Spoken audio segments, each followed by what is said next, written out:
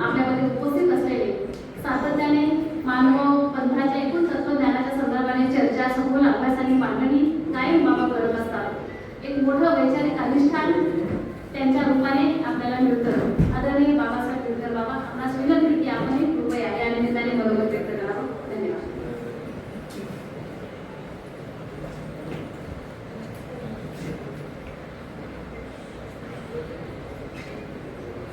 माफी चाहता हूँ, मैं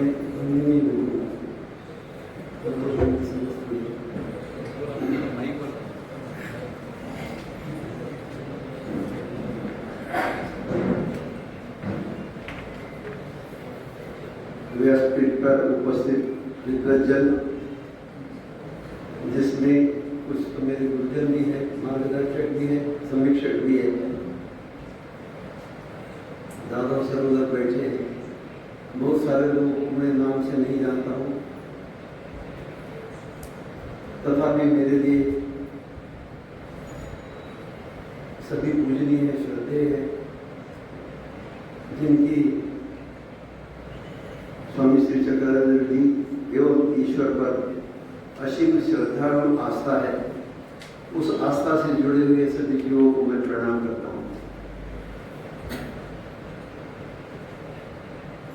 जब तक सर के बारे में मैं कुछ कहूँ, इससे पहले एक बात मैं स्पष्ट करना चाहता हूँ। लातूर के श्री राउत सर,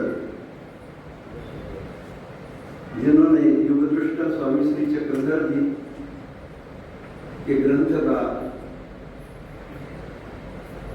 विशुद्धिकरण किया, उन्होंने यानी एक अन्य धर्मी व्यक्ति जो महानुभाव संप्रदाय को भली भांति जानता है, उसने मुझे संजय जगताप सर जी से परिचय करवाया। अगली पुस्तक मैंने जगताप सर जी को तपास मतलब चेक करने के लिए दी, और बहुत सारे लोगों ने इसमें जो बैठे हैं, इन लोगों के मार्गदर्शन से इसके ऊपर सभी ग्रंथों के ऊपर भी समीक्षा भी हुई।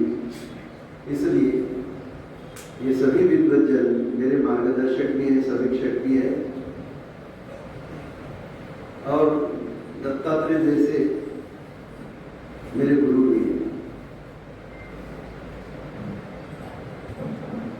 मैं इस ग्रंथ पर कुछ समीक्षा करूं, इससे पहले ही मैं जब ये पांडुलिपि में था ये ग्रंथ, तब सर ने मुझे भेजा था।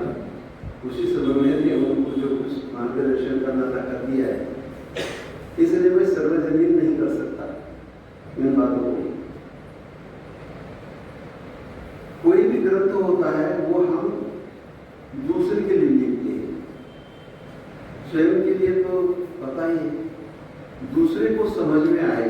जैसे एक माँ अपने बच्चे को खाना खिलाती है और एक बड़ा आदमी खाना खाता है, उसमें बहुत जमीन आसमान का अंतर होता है। माँ बच्चे को खाना खिलाती है, उसे पता है कितना गर्म चाहिए, उसे कितना उसका निवाला चाहिए, घास की मोठा पाहिजे, त्याला कधी पाणी प्यायचं आहे, याची जी ओळख आहे वो केवल माँ ही जान सकती है।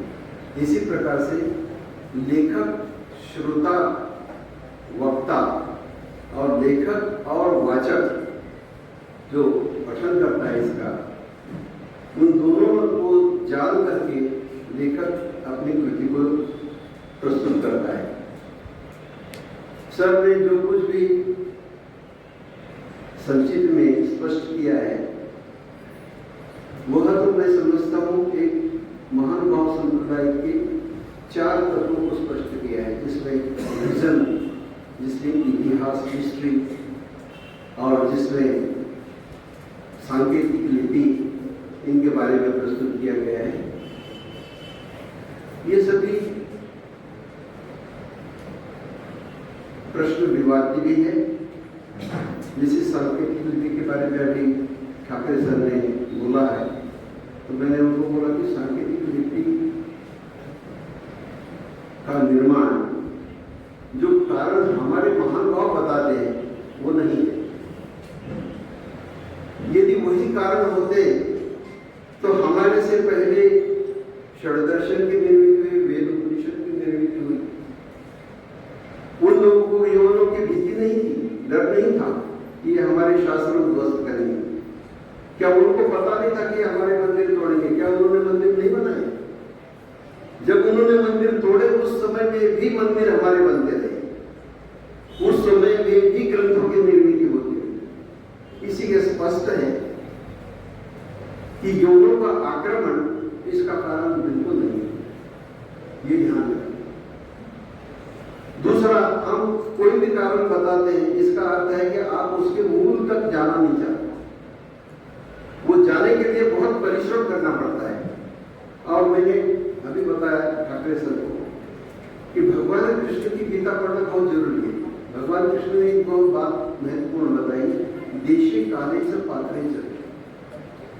सभी जब तुम किसी बात की समीक्षा करते हो या किसी के ऊपर विचार विमर्श करते हो, उस समय आपको देश, काल और पात्र, इन तीनों चीजों को सामने रखना पड़ता है कि उस किस देश में ये घटना घटी है। मान लीजिए यही घटना यदि अमेरिका में घटती है तो क्या इसी प्रकार से घटेगी? वो भी लिपि का निर्माण करेंगे। इंग्लैंड में घटती है, किसी दूसरे राष्ट्र में घटती है, तो वही यही परिस्थिति होगी। काल का अर्थ यह होता है कि वैदिक काल में उन्होंने लिप्यंतर क्यों नहीं किया? उस समय में ग्रंथ, जैसे कि दूसरा एक प्रश्न आता है कि हमारे ग्रंथ खो गए,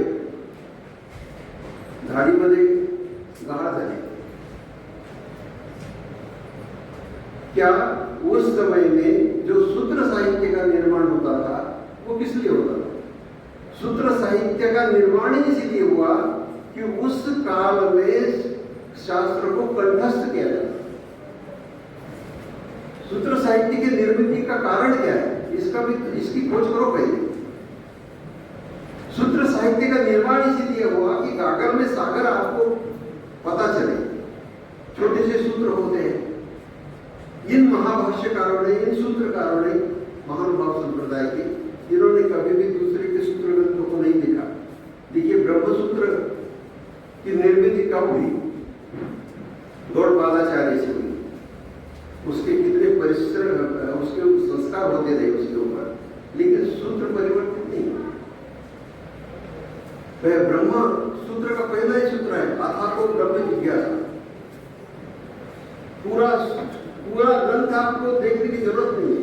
एक फ्रांसीसी विचारक ने एक बड़ी महत्वपूर्ण बात बताई है कि मनुष्य को कम से कम ये तो ज्ञान होना चाहिए कि कौन सी किताब शुरू से अंत तक पढ़नी चाहिए और कौन सी किताब शुरू के इंट्रोडक्शन में खत्म कर देनी चाहिए, साइड में रख देनी चाहिए। कौन सी किताब को पढ़ने के बाद उसके ऊपर थोड़ा विचार करना चाहिए। ये वाचक की बुद्धि के ऊपर निर्भर है। लेखक तो आपको कुछ भी परोस देगा, लेकिन आपको क्या पढ़ना चाहिए, कितना पढ़ना चाहिए, किसके ऊपर चिंतन करना चाहिए, ये आपकी जिम्मेवारी है। तो लेखक से भी आपकी जिम्मेवारी बहुत अधिक होती है। आप क्यों उसमें व्यर्थ समय खराब कर रहे हो? लिपि का निर्माण हुआ, उन्होंने अपनी परिस्थिति पर निर्माण किया। जब एक लिपि निर्माण हुई तो उसके पड़ोस में रहने वाले महानुभावों ने दूसरी लिपि निर्माण करने का कारण क्या था? क्योंकि उसके अंदर इतना अहम भाव था कि दूसरे का नहीं लेना मुझे, मैं स्वयं बनाऊंगा। और इस तरह से इनके अहंकार ने 40 लिपियों का लिप्यंतर कर दिया। 40 लिपियां बनाई। बताओ, अब 40 लिपियां यदि आप उसका अध्ययन करते रहेंगे तो आपकी आयु तो यूं ही खत्म हो जाएगी, किसके पास समय है? तो मैंने कहा भाई ऐसे निर्बुद्ध जैसे काम मत करो, थोड़ा सा बुद्धि चलाओ। कुछ लोग लिपि को सीखो और ग्रंथों का लिप्यंतर करते रहो। सभी लोग लिपि लिखते रहेंगे तो हमारी पीढ़ी तो कम से कम लिपि पढ़ने में ही खत्म हो जाएगी। तो ऐसे काम मत करो जिससे कि आपकी आयु इसी में खत्म हो जाएगी। उन्होंने लिपि का निर्माण किया, जैसे किसी स्थान पर नहीं तो खांड 12 खंडी से निर्माण किया। 12 खंडी जब पुनः 12 खाली उपखाली निर्माण केलं आणि आता त्याचे पुन्हा खांड करून मंदिर निर्माण करताय. परंतु या मंदिराची व्यवस्था तुमच्याकडून होऊ शकते का? ये तो पहले सोचो कि हम जो कुछ कर रहे हैं उसका आगे जाकर के क्या निष्कर्ष निकलने वाला है. हमने पोथियों का निर्माण किया, पोथियां बनाई और कह दिया कि पोथियां गायब हो गई. अरे भाई, ये पहले सोचो कि उस समय में पोथियां लिखी जाती थी नहीं, लिखने की कला कब आरंभ हुई और कागज का आविर्भाव कब हुआ. ऐसा देखा जाए तो मुझे ये पता चला कि उस समय में भोजपत्र पर लिखा जाता था. अब भोजपत्र पर लिखा जाता था, भोजपत्र यानी जैसे साग के पेड़ के पत्ते होते, इतने बड़े बड़े भोजपत्र, उसके ऊपर लिखा जाता था, गुरु ने लिख दिया जाता था. अब ये भोजपत्र पर तुम्हारा यदि लीला चरित्र लिखा जाए तो मुझे लगता है कम से कम एक गाडी भोजपत्र तयार होते. मग एक गाडी भोजपत्र तुमच्या झोळीतून नष्ट कसे झाले, हा प्रश्न तुमच्या पुढे कधी निर्माण झाला? हा विचार कधी कोणाला निर्माणच झाला नाही. हमने कहा कि माइन भट्ट थे, वो दिन में ज्योति हाथ में लेकर के घूमते थे और संस्कृत सर्वशास्त्र संपन्न थे. न्याय दर्शन के लिए वो तेलंगाना में गए. सभी बातें ठीक लगी हमें. इतना बड़ा विद्वान जिसने सारी आयु संस्कृत सीखने में बिता दी, विद्वानों के साथ परिचर्चा की, क्या उस व्यक्ति का पूरे संस्कृत साहित्य में कहीं भी नाम तक नहीं मिलता? इस बात पर क्यों नहीं चर्चा होती? ये भी तो शोध का विषय है. तो जो प्रश्न है हमारे सामने वो केवल ये नहीं है, हम केवल थोड़ा बहुत उस विषय को विश्लेषित कर सकते हैं और जो कुछ जगताप सर ने किया है वो प्रशंसनीय कार्य है. प्रकाशक ने भी बहुत अच्छी तरह से उसको प्रकाशित किया है, इसलिए मैं इन दोनों को बहुत बहुत धन्यवाद.